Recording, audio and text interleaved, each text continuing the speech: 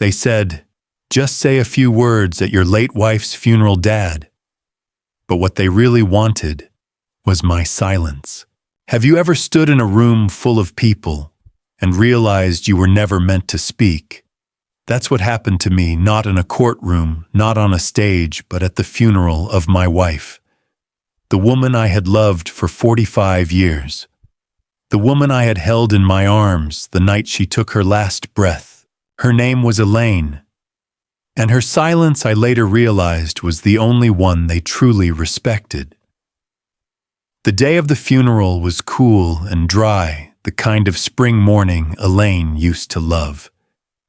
I remember sitting in the front pew of the chapel, clutching the program with her photo on the cover.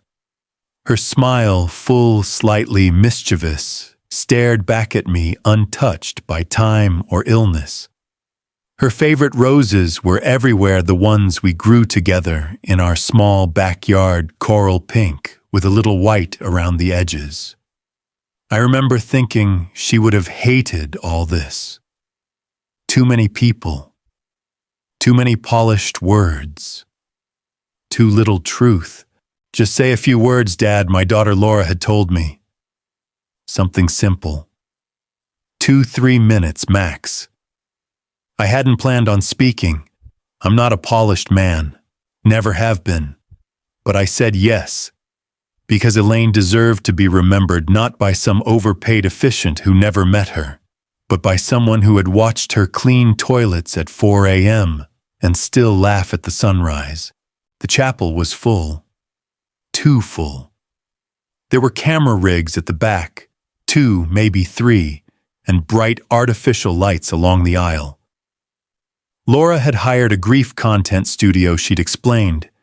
They'd help capture the beauty of the ceremony. For the live stream, of course. A live stream for Elaine. I should have walked away right then, but I didn't. Because grief makes you stupid, or hopeful, or both. Laura walked down the aisle in a tailored black dress and heels that clicked against the floor with every step. She had always been the composed one, even as a child. But now her composure felt more like calculation. "Dad, remember, short and sweet," she whispered as she leaned over to kiss my cheek, not letting her lipstick touch my skin. I nodded. "I'll speak from the heart." She smiled thinly. "Just keep it light, okay?" That should have been the second warning. The service began with music, a string quartet version of some Coldplay song Elaine never would have picked. Then came the MC, yes, an actual master of ceremonies, who wore a headset microphone and began with, "Today we celebrate a life lived well." It felt more like a TED Talk than a funeral.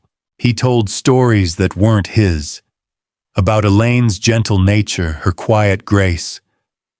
Not once did he mention that she used to curse at crossword puzzles, or that she snored like a truck in the winter. Nothing real, nothing raw, just soft, filtered air. After several speakers, Laura, her husband Greg, and even my grandson Nathan, who read a poem from his iPad while checking his hair on the reflection, the MC finally nodded at me. And now Elaine's husband, Brian, would like to share a few words. I stood up slowly. My knees weren't what they used to be. The room fell quiet, except for the soft hum of the cameras adjusting focus. I looked around, scanning for a single familiar, unedited face. And I spoke. Elaine, I began, was the kind of woman who saved her best insults for people who deserved them. Who once threw a toaster out the window because it burned her English muffins 3 days in a row. A few chuckles rippled from the back, real ones. I continued. She raised our daughter while scrubbing floors. She once worked 3 jobs so I could finish my night classes. She believed in coffee at Sunrise Truth without sugar and dancing barefoot in the kitchen. I glanced at Laura. Her smile was gone. I pressed on. She beat cancer once. Then when it came back, she looked it in the eye and said, "You can take the body, but not the bite." That's when the MC walked over. I thought he was just repositioning, but then he gently touched my elbow. "Sir," he said into his microphone, "I'm sorry, but we're short on time." The room paused. I blinked. "I'm not done," I said. He leaned in just enough so the microphone didn't catch. This part wasn't cleared with the family. "We have a program to stick to." A program for my wife's death. Before I could respond, Laura stood up and waved slightly. "It's okay, Dad. You've said enough." Enough. I hadn't even begun. I looked at the audience. Some were squirming. A few were checking their phones. My grandson Nathan gave me a thumbs up, then mouthed, "Nice job, Grandpa." Very viral. I sat down. Because what else do you do when your grief is scheduled and your voice is an inconvenience? The cameras rolled on. The slideshow began. And I sat there staring at a sanitized version of my wife's life, one that had no room for the mess, the love, the grit, or the truth. They had erased me from her story. And that day, I finally realized they weren't burying just Elaine. They were burying my right to remember her my way. I watched my wife's life get cropped and color corrected and mine erased entirely. I didn't cry that day. Not during the eulogy, not during the procession, not even when they lowered Elaine into the ground. The tears didn't come. Because grief isn't always water. Sometimes it's smoke, it just hangs in the air and chokes everything silently. After the service, I stood outside the funeral home like a misplaced object. People hugged. Laura shook Greg's hand, offered polite condolences, but no one looked at me. Not really. Not as her husband. Not as anything. It was as if I'd been edited out of the whole production. At some point, Nathan, my grandson, came up and grinned. "Grandpa, you went a little off script, but it was good. Got some raw emotion in there. Real people love that. Raw emotion," he said it like it was seasoning. "I wasn't auditioning," I muttered. He didn't hear me. He was already pulling out his phone. Probably uploading clips. Back home, the silence was thicker than ever. Elaine's slippers were still beside the bed. Her mug with the faded One Mom lettering sat on the windowsill. The corner of the couch still bore the imprint of her weight, like time itself hadn't accepted she was gone. But someone else had. 3 days later, Laura showed up with her usual politeness, that syrupy kind she uses when she's about to say something cruel but wants it to sound helpful. "I brought you some leftovers from the service," she said, placing a box of cold finger foods on the counter. "And I wanted to talk to you about the house." There it was. Elaine hadn't even been gone a week, and already the walls were being measured. "What about the house?" I asked, though I already knew. "Well," she sat down across from me like a banker preparing for a negotiation. "You've been alone here for years now, even before Mom got sick. It's a lot to maintain. Big, drafty, inefficient. I know a great agent, and there's a unit available at Haven Pines. They've got excellent assisted living services." I stared at her. "You want me to sell the house?" "I'm just suggesting we consider options that are more sustainable. You could be around people your age. No more maintenance. No more loneliness." I let the words sit for a moment. "This was our home," I said quietly. "Elaine and I built this life here. Together." Laura's smile faltered. "But she's gone now." "Yes." And so it seemed was the version of me that mattered. I didn't argue. There was no point. Arguing with Laura was like shouting at marble. She'd nod, she'd smile, and she'd keep chiseling anyway. After she left, I walked the halls of my own home like a tenant in someone else's life. In every photo frame, Elaine beamed birthday parties, Thanksgiving dinners, vacations we scraped money to take. But in most of them, I wasn't there. Or worse, I was cropped. Literally. One shot in particular caught me. Elaine on the beach holding a kite. I remember that day. It was windy and cold, but she insisted on flying that stupid kite because it reminded her of childhood. I was holding the spool just outside the frame. I remember Laura taking the photo. And now it sat in a frame displayed like it had always been, just Elaine, joyful, centered, alone. That night I poured myself a glass of whiskey and opened the folder of documents Elaine and I had kept in the old filing cabinet. Wills, bank statements, home insurance, the things you never think about until someone dies. One envelope caught my eye. Joint account statement. But something was off. The co-signer's name wasn't mine anymore. It was Nathan, our grandson. At first I thought it was a mistake. Then I saw the date 2 months ago. Elaine had still been alive then, but she'd been too weak to manage anything. Laura had been handling the bills, she said, making sure everything stayed current. I picked up the phone and called the bank. After 20 minutes of transfers and awkward explanations, a tired voice on the other end confirmed it. Yes, sir, there was a change of co-ownership. Proper documentation was provided. It was filed under a power of attorney arrangement. A wave of something hit me, not rage, not grief, something colder. Like being erased in real time. I was still alive, still lucid, still legally married at the time. And they had moved me out of my own accounts like a piece of expired furniture. The next day I confronted Laura. She didn't deny it. It's safer this way, she said, calm as always. Nathan is responsible. And you won't have to worry about managing things anymore. I stared at her for a long time. You think I'm done, don't you?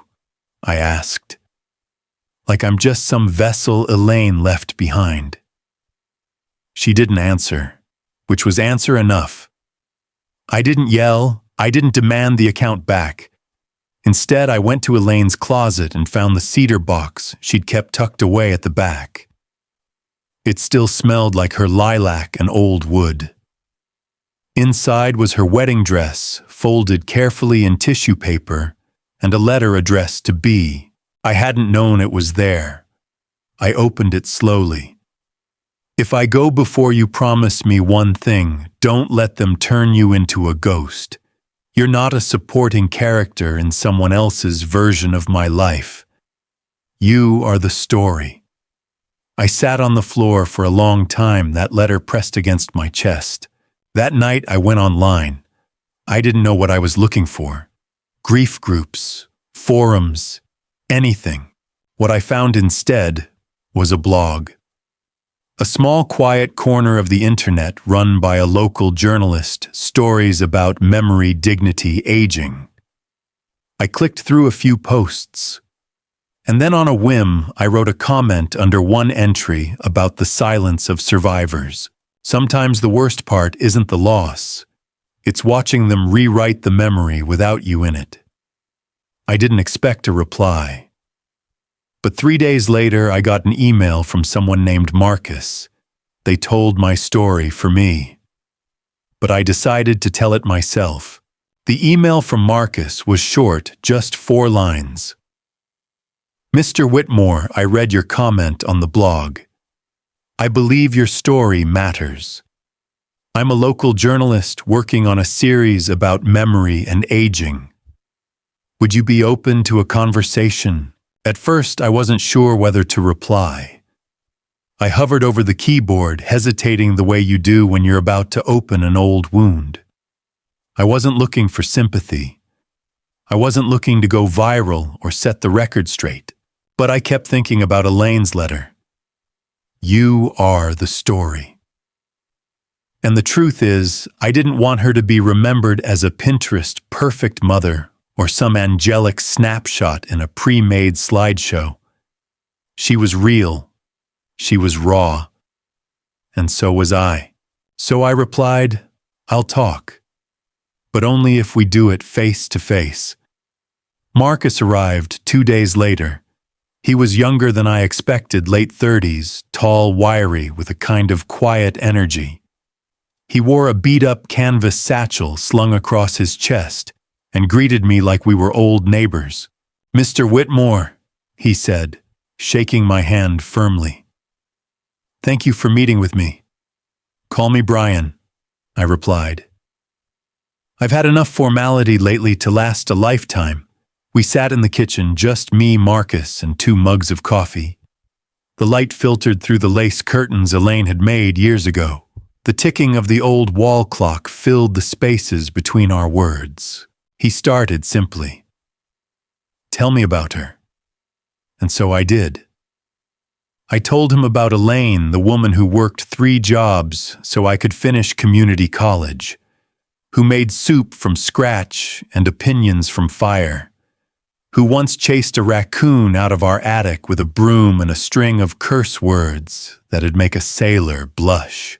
I told him about our quiet nights reading by the fireplace, her ritual of hiding small handwritten notes in my lunch every Monday morning, and the way she gently tapped my arm in bed when she had a new idea, no matter if it was 2 a.m. "She sounds like a force," Marcus said, typing notes quietly. "She was," I nodded. "She wasn't always graceful, but she was real, which is more than I can say for that thing they called her memorial." Marcus tilted his head. "What do you mean?" So I told him about the funeral, the MC, the lights, the edits, the moment I stood to speak and was told to sit down. "And they cut me out of the live stream," I said. "Completely. I saw the final version.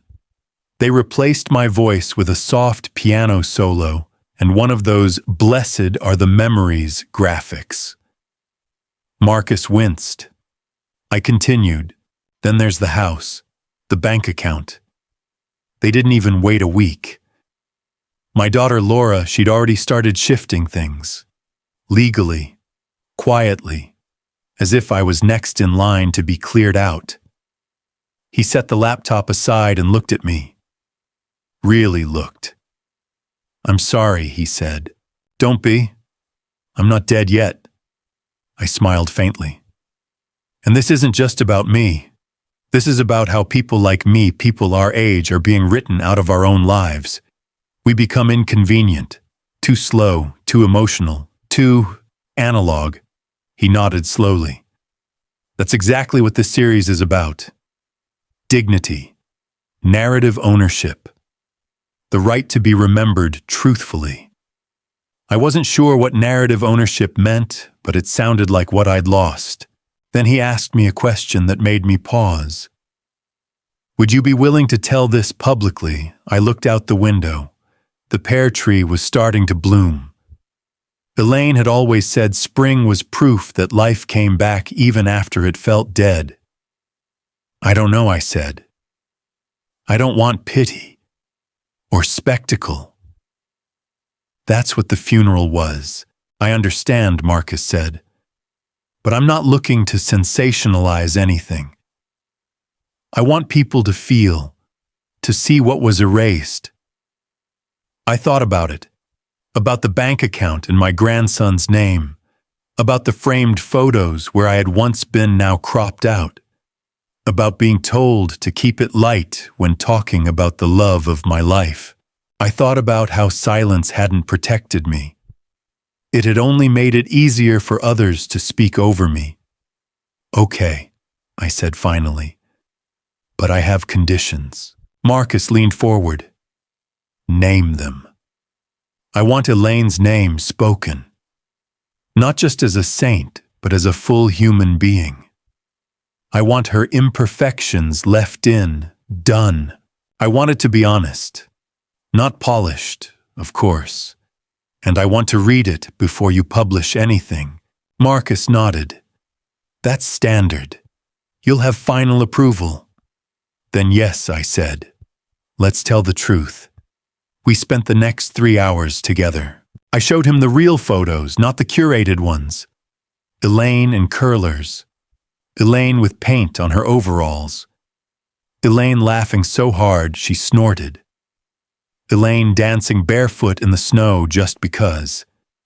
I told him about Laura, how she used to sit on my lap and braid my beard with bubblegum fingers. How she cried when I missed her second-grade play because of a work emergency. And how that little girl had become someone I barely recognized. I don't hate her, I said. She's my daughter, but she's lost. Marcus didn't press me. He just nodded and listened, like Elaine used to. When he finally stood to leave, he extended his hand again. Thank you, Brian. Truly. Just tell it right, I said. Not for me, for her. That night, I pulled out Elaine's letter again. Don't let them turn you into a ghost. I folded it carefully and placed it in a new envelope, this time labeled, For Marcus, in case the world forgets. Because I had made my decision. I would speak. I would be seen. I would no longer sit quietly while others wrote over my truth.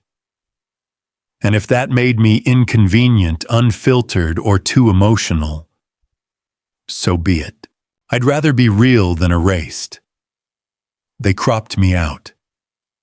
So I became the whole picture. The article came out on a Tuesday morning. Marcus sent me the link just before sunrise. I read it alone, sitting at the kitchen table with a pot of black coffee and Elaine's shawl still draped over the back of the chair across from me, like she was still there waiting for her cup. The headline read, Silenced at her funeral. One husband's quiet stand for truth. And beneath it was a photograph. Not one of Elaine posing or smiling in perfect light. It was a candid, the two of us in our backyard muddy shoes planting tulips. I had dirt on my cheek.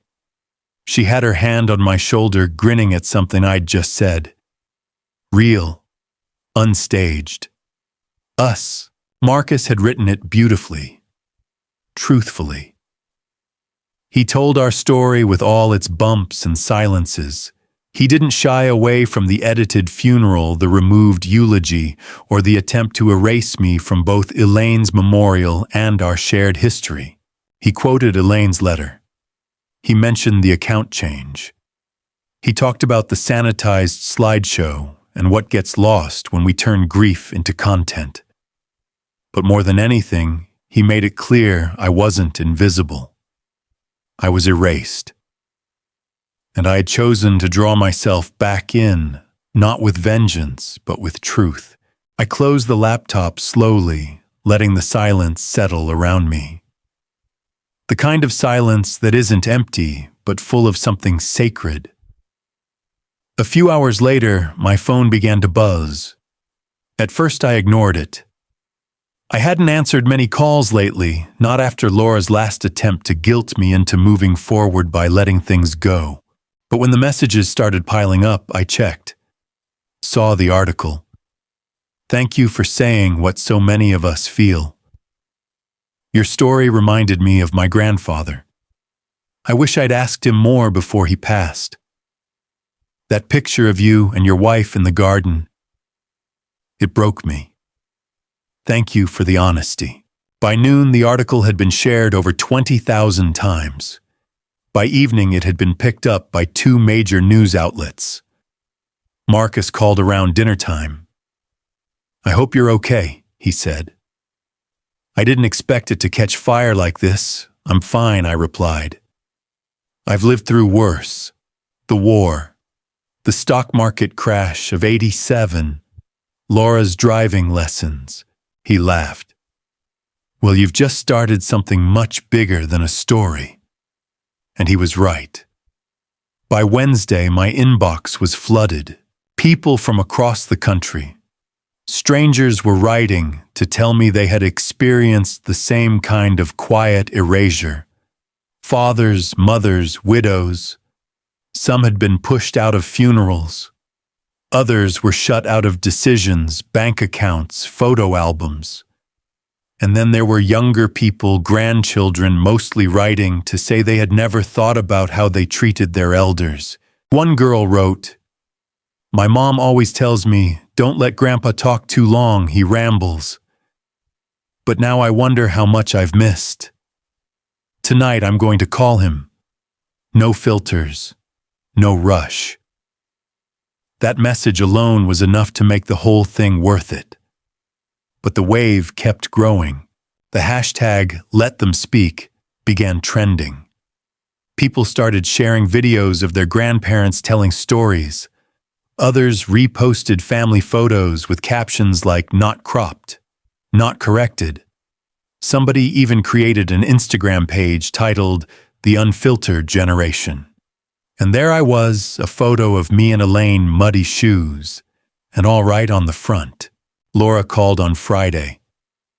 I didn't answer the first time, or the second. The third time I picked up. "Dad," she said. Her voice was tight, exhausted. "We need to talk." About what? This circus, the article, the comments.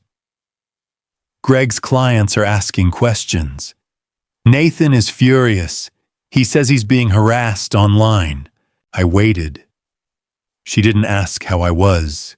She didn't ask if I was okay. Just, "It's affecting us." "Laura," I said quietly, "you made a choice.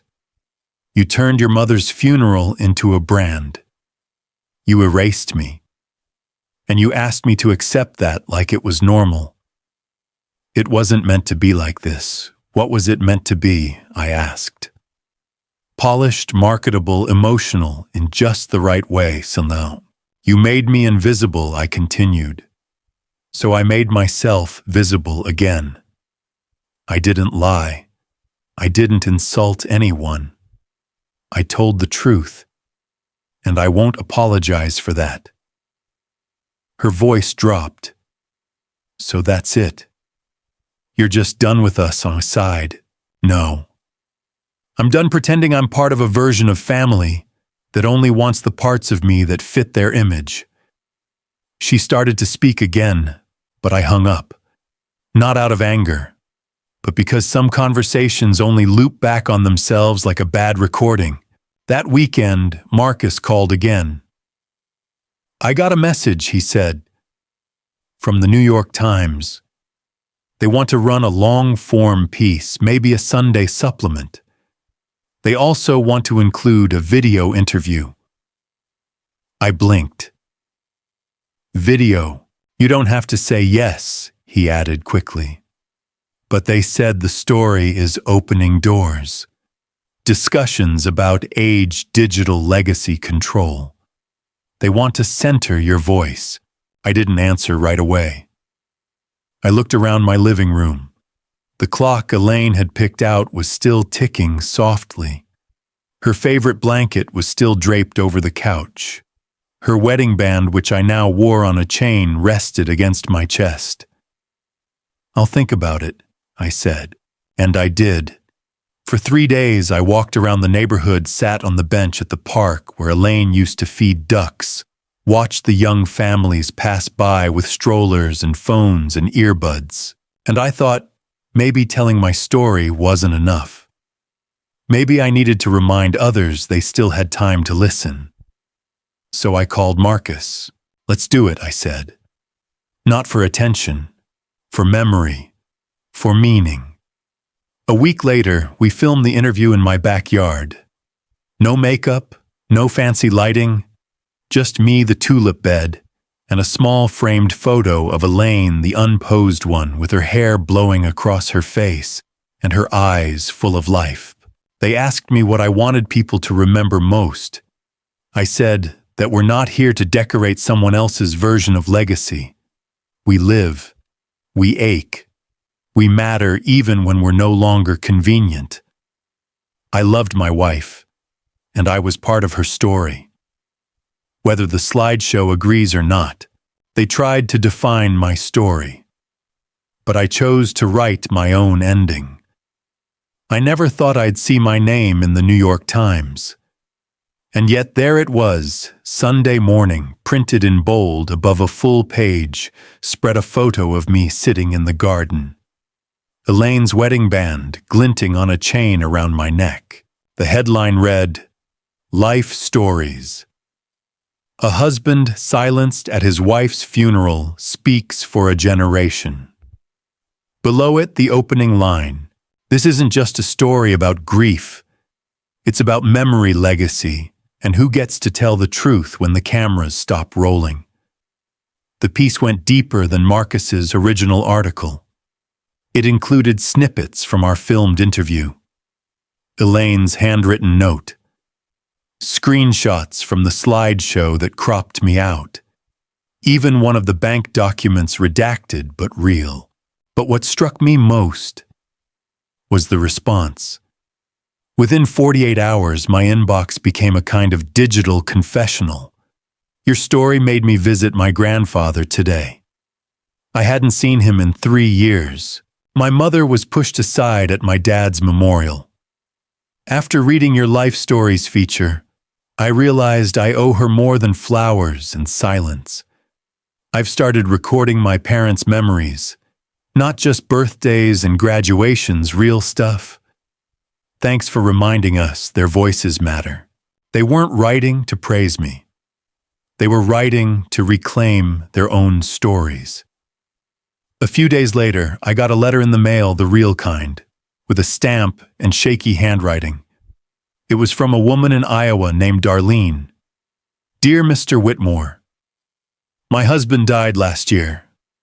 My kids turned his wake into an Instagram reel. They meant well, I think. But reading your Life Stories article made me realize why I've felt so alone, like I'm a prop in someone else's memory. Thank you for helping me feel seen again." I folded the letter and tucked it into the back of Elaine's recipe book, the one stained with tomato sauce and cinnamon. She would have loved that. Not the attention, but the honesty of it all. A few days after the article came out, Nathan showed up at my doorstep.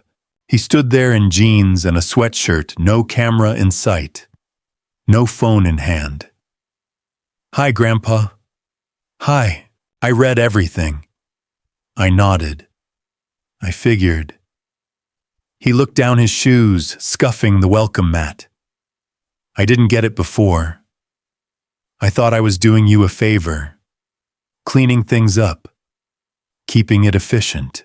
"You filmed me getting shut down at your grandma's funeral," I said quietly, and posted it with hashtags. He winced. "I know." Silence passed between us like a cold wind. "But I took it all down," he added. "The accounts, the clips, the edits, they're gone." "That doesn't make it unhappen," I said. I know he repeated, "But can I hear about her really here? I don't know who she was before the cancer. Before the filtered photos, I studied him. He wasn't the boy with the phone anymore. He looked like a grandson, maybe for the first time." So I stepped aside and said, "Come in." We talked for 3 hours. I told him about the time Elaine painted our bedroom purple because she said white walls made her feel like she was dying in a hospital.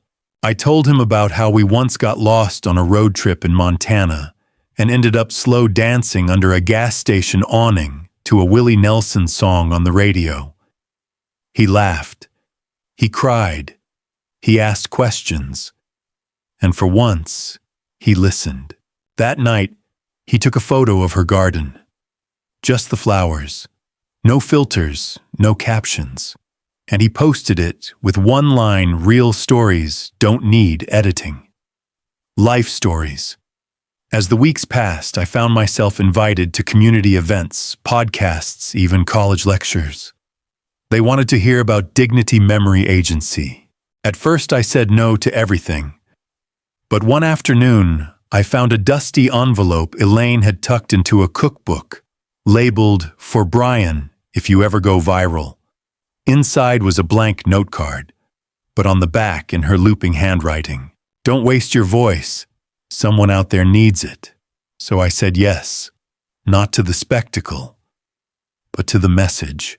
At a local event titled "Unheard Voices, Life Stories Across Generations," I stood at a microphone, no lights, no music, no script, and simply said I was once told my grief was too messy for the stage.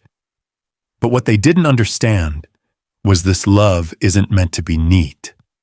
And real life stories, they don't always fit inside a photo frame. The room stood still, and then they stood up. Nowadays, I don't check the view counts. I don't track the headlines, but I do check my mailbox. Because every week a letter arrives. A story. Someone's father. Someone's grandmother. Someone like Elaine. They come from towns I've never visited and voices I'll never meet. But somehow we're connected. Not by blood, but by what we've chosen to remember and how we remember it. Real, messy, whole. Last night I sat in Elaine's old garden chair watching the sun melt into the trees. I thought about everything that's changed, and everything that never will. I'm not invisible anymore. I'm not silent. And I'm not alone. Because somewhere, someone is telling their truth, and someone else is finally listening. That's how dignity begins. Not with applause, but with one person saying, "Let me tell you the story as it really was." That's how life stories are meant to be. If this story made you feel something, if it reminded you of someone who deserves to be remembered truthfully, then don't scroll past. Leave a comment below, not for the algorithm, but for the legacy. Share this video with someone who still believes our elders have a voice. And most of all, tell your own story. No filters, no edits, just truth. Because in the end, the most powerful things we leave behind are the life stories we were brave enough to tell.